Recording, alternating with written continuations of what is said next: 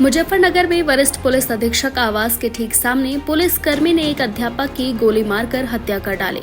बताया गया कि अध्यापक धर्मेंद्र अपने अन्य साथियों के साथ वाराणसी से यूपी हाई स्कूल बोर्ड परीक्षा की कॉपियां लेकर डीसीएम टेम्पो में आया था, जिसमें पुलिस का सिपाही चंद्र प्रकाश भी था।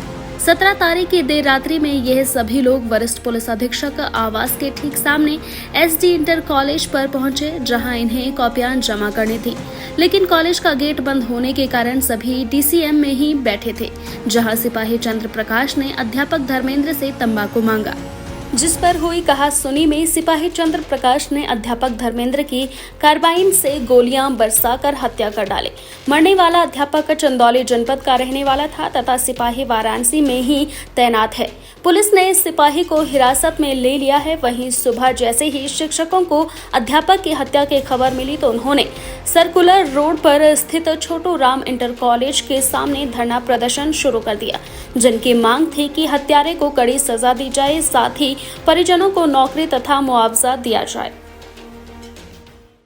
दिनांक 17/18 मार्च 2024 की रात्रि में समय लगभग 1:45 पर थाना सिविल लाइन को सूचना प्राप्त हुई कि एसडी इंटर कॉलेज के सामने एक धर्मेंद्र नामक युवक को गोली लगी है। इस सूचना पर थाना पुलिस द्वारा तुरंत मौके पर पहुंचा गया और इसमें जब जानकारी की गई तो ये प्रकाश में आया कि जनपद वाराणसी से यूपी बोर्ड की हाई स्कूल की जो कॉपीज होती है वो जमा कराने के लिए एक टीम जनपद वाराणसी से दिनांक 14 मार्च को चली थी। इसमें 2 अध्यापक, 2 चतुर्थ श्रेणी कर्मचारी और सुरक्षा गार्ड में एक सब इंस्पेक्टर और एक हेड कांस्टेबल तैनात थे। इसके अलावा ड्राइवर और कंडक्टर थे। ये लोग अलग अलग जनपदों में कॉपियां वितरित करते हुए आज देर शाम जनपद मुजफ्फरनगर पहुंचे थे और यहाँ पर एसडी इंटर कॉलेज में इनको कॉपी जमा करानी थी। यहाँ पे एसडी इंटर कॉलेज का गेट बंद होने की वजह से ये सभी लोग अपनी गाड़ी बाहर खड़ी करके और विश्राम कर रहे थे। इसमें शामिल एक हेड कांस्टेबल चंद्र प्रकाश द्वारा जो धर्मेंद्र नामक व्यक्ति है, ये इनके साथ सो रहे थे और इनको ये बार बार सोने से परेशान किया जा रहा था और ये बार बार तंबाकू भी मांग रहा था। साथ में जो लोग हैं उन्होंने ये बताया है कि ये शराब के नशे में भी था। इसने धर्मेंद्र ने जब इस बात पे आपत्ति जाहिर की तो चंद्र प्रकाश के द्वारा इस पर अपने कार्बाइन से फायर खोल दिया गया, जिसमें कई राउंड गोलियां इसको लगी है।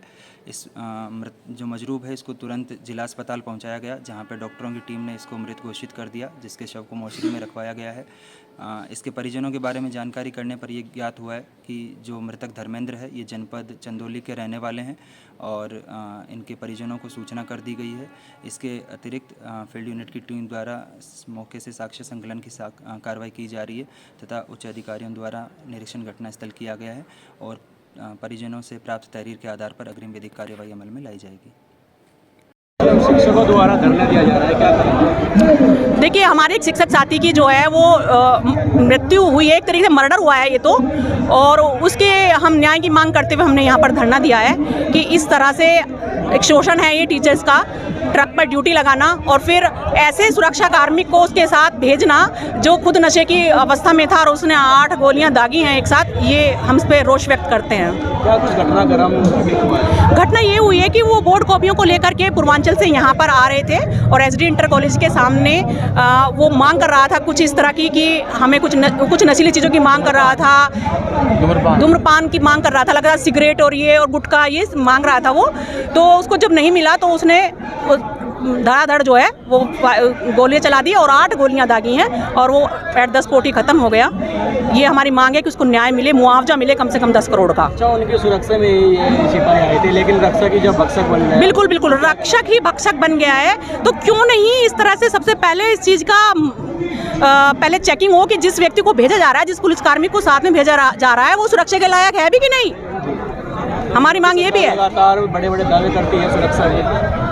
नहीं, ये लगातार ही, ये तो बहुत वर्षों से परंपरा है कि बोर्ड कॉपीज के साथ टीचर्स को भी भेजा जाता है। हम इसकी भी पूरी तरह से इसका विरोध दर्ज करते हैं कि टीचर्स को क्यों भेजा जा रहा है। एजेंसी के ये काम प्रशासन का है, ये काम प्रशासन का है। जिम्मेदारी अपना पहुंचाए वो। एसएसपी आवास के बाहर इस तरह की घटना घटित होती है तो आगे क्या फिर देखिए, ये तो एक बहुत ही संवेदनशील मुद्दा इसलिए भी हो गया है कि बिल्कुल वहीं थोड़ा सा दूर ही चौकी पड़ती है और फिर भी ऐसी घटना को अंजाम मिला कि आवाज़ तक नहीं आई थी। हमें समझ में नहीं आ रहा है कि जिस पुलिस से हम गुहार लगा रहे हैं उसी पुलिस का शिकार हम हुए हैं। मैडम ये कहाँ के टीचर थे, कहाँ पर तैनात थे? ये वाराणसी से थे और धर्मेंद्र जी इनका नाम था और 40 साल की उम्र थी लगभग।